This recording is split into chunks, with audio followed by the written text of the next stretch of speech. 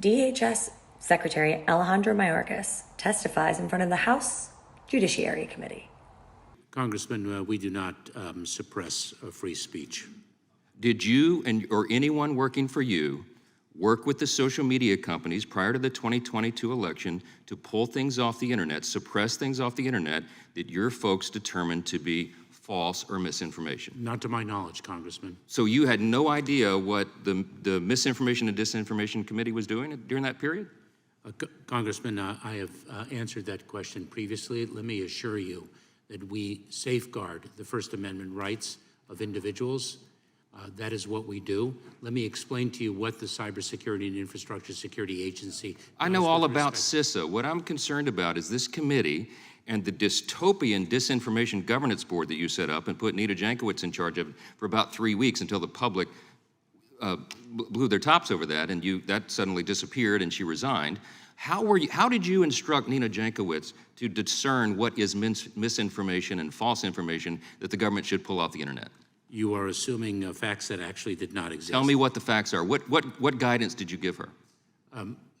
Congressman, the reality is that disinformation is a tool that adverse nation states use to undermine our democracy. Okay. 4 adverse nation states include Hold on. Don't talk about foreign adversaries, because the court and the witnesses on your behalf in the court testifying under oath, different than what you're saying today, that they made no distinction between foreign people who put things on the internet and domestic voices. Do you disagree with that statement?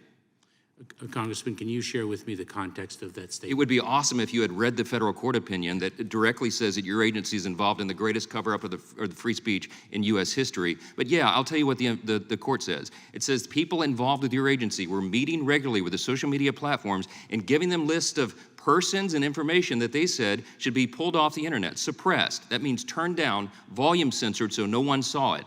And the court said millions of free speech protected postings were not seen by the American people prior to the 2022 election because your employees subjectively determined that they shouldn't see it. That's the problem. And the idea that you would sit here in front of us and pretend like you don't know that was happening is just alarming. I'm out of words to describe how frustrated we are with you and your department. I'm out of time. Let me get this straight. The Department of Homeland Security, doesn't that make you think of like protecting our citizens to make sure that we're safe from, I don't know, a terrorist attack? Instead, we have the Department of Homeland Security with all these various boards and committees on disinformation to punish our speech, to suppress our speech because it's adverse to this administration's interests. This is utterly insane and unacceptable and wild. So when Mayorkas gets up here and lies like he does, he was saying our foreign adversaries put things online. And when we now know that our government wasn't worried about our adversaries or things that affect homeland security, they were affecting, it was about people in our country who had an opinion that they didn't like. So these monsters, these commies, went to the social media companies, turned down the posts they didn't like, and impacted millions and millions and millions and millions of people.